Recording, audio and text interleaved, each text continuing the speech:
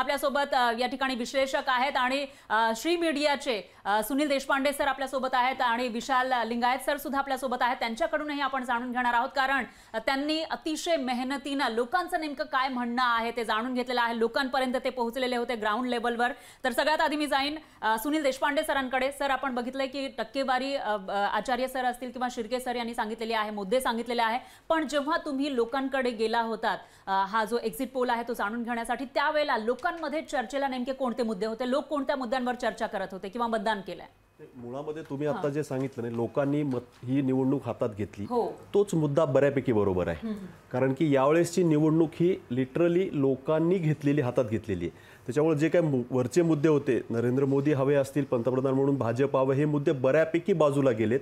मुख्य करून जी निवडणूक झाली आहे ती स्थानिक पातळीवर झाली आहे। म्हणजे थोडक्यात मी असं म्हणेल की ग्रामपंचायतीची जशी निवडणूक किंवा नगरपालिकेची जशी निवडणूक व्हावी त्या धर्तीवरती ह्या लोकसभेची निवडणूक झाली। त्याच्यामुळे मतदार हा बऱ्यापैकी संभ्रमावस्थेत होता की नेमकं मला निर्णय काय घ्यायचा आहे। ठीक आहे, त्यामुळे त्यांनी स्थानिक मुद्द्याला महत्त्व देत मतदान केलं असं आमचं ऑब्झर्वेशन आहे याच्यामध्ये। कारण मुळामध्ये जेव्हा आम्ही शहरी भागात मतदान केलं तर शहरी भागातला मतदार थोडासा भाजप, नरेंद्र मोदी, स्थिरता या गोष्टीकडे कल दिसत होता, पण ग्रामीण भागामध्ये मात्र मतदार हा स्थानिक मुद्द्याला अधिक महत्त्व देत होता। आणि विशेष करून महाराष्ट्रामध्ये जे दोन पक्ष फुटले, त्या पक्ष फुटल्यानंतरची परिस्थिती, त्याचा रोष हा मतदारामध्ये बऱ्यापैकी दिसत होता। त्याच्यानंतर पक्ष फोडण्यामुळं भाजपला बऱ्यापैकी रोषाला समोर जावं लागलं। उदाहरणार्थ मराठवाड्यामध्ये मराठा आंदोलन असेल, उत्तर महाराष्ट्रात जसं आचार्य सरांनी सांगितलं कांदा विषय आहे, पश्चिम महाराष्ट्रातली स्थिती टोटल वेगळी आहे।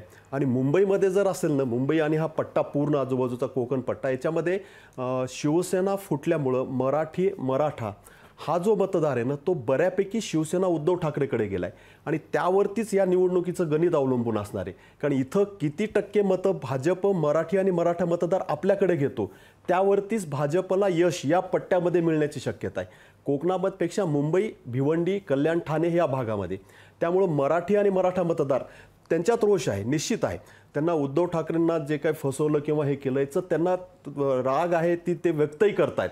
परंतु मग नरेंद्र मोदी फॅक्टर आहे का, भाजपला मतदान करायचं किंवा केंद्रात स्थिरता हवं का, हे मुद्दे तिथं गौण ठरताना दिसत आहेत मुख्य करून। त्यामुळे आता आगामी काळामध्ये काय झालं, आता या निवडणुकीमध्ये काय होणार आहे की या निवडणुकीमध्ये भाजप यातला किती मतदार आपल्याकडे कन्व्हिन्स करून घेऊन येऊ शकतो, यावरती भाजपचं यश या पट्ट्यामध्ये अवलंबून आहे। निश्चितच। अगदी